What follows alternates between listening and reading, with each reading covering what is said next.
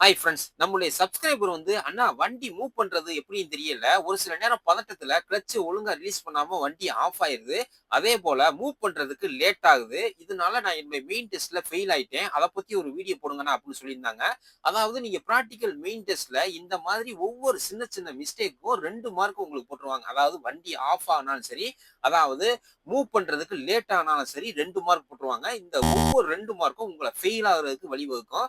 இந்த வீடியோல எப்படி ஆக்சிலேட்டரை மிதிக்காம ஈஸியா வண்டியை மூவ் பண்றது, எந்த ஒரு பதட்டமும் இல்லாம எப்படி மெயின் டெஸ்ட்ல பாஸ் பண்றது அப்படின்னு வாங்க அதை எப்படின்னு சொல்லி தரேன். ஃப்ரெண்ட்ஸ், நீங்க எப்ப மூவ் பண்றதா இருந்தாலும் சரி, கியர் போடுறதுக்கு முன்னாடி பிரேக்ல ஒரு காலை வச்சு நல்லா அழுத்தி மிதிச்சுக்கோங்க. அதுக்கப்புறம் கிளச்சை மிதிச்சு கியரை போடுங்க. கியரை போட்டு அதுக்கப்புறம் மெதுவா ஆஃப் கிளச்சு உங்க காலை எடுத்துட்டு பிரேக்ல இருந்து லேசா காலை எடுத்தாவே அழகா வண்டி மூவ் ஆகும். நான் பாருங்க ஆக்சிலேட்டர் மிதிக்கவே இல்லை, வண்டி அழகா மூவ் ஆகிக்கிட்டு இருக்கு. ஃப்ரெண்ட்ஸ், நான் பிரேக்ல இருந்து கால் எடுத்துட்டேன், ஆக்சிலேட்டரை மிதிக்கவே இல்லை. இந்த இருக்கு வலது காலு. வண்டி எப்படி மூவ் ஆகுதுன்னு மட்டும் பாருங்க. மூவ் ஆகுறது உங்களுக்கு தெரியும்னு நினைக்கிறேன். நான் ஆக்சிலேட்டர் மிதிக்கவே இல்லை, கால் இங்க இருக்கு. நீங்க பாதி கிளச்சுல இருந்து காலை எடுத்தாவே வண்டி அழகா பின்னாடி போகாமலும் அழகா முன்னாடி மூவ் ஆகி போய்கிட்டே இருக்கும். அதுக்கப்புறம் நீங்க ஆக்சிலேட்டரை கொடுத்து நீங்க கியரை மாத்தி தாராளமா போய்கிட்டே இருக்கலாம்.